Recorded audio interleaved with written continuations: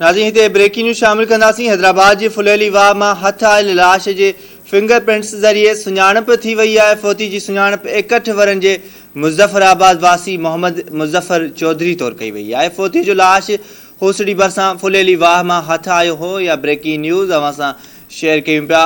हैदराबाद जे फुलेली वाह मां हथ आयल लाश जी फिंगरप्रिंट्स ज़रिए सुञाणप थी वई आहे।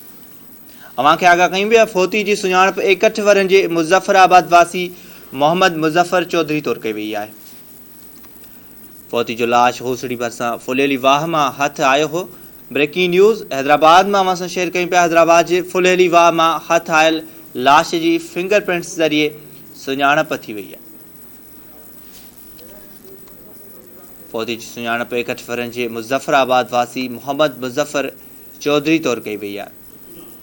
अपडेट मालूम कंदासीं। हैदराबाद मां नथूराम असां सां टेलीफोन लाइन ते मौजूद जी। आगाह कजो इन हवाले सां। जी बिल्कुल, हैदराबाद के न्यू फुलेली वाह मां अणॼातल शख्स जो लाश अचण वारे मामले में अहम अॻबराई थी आहे।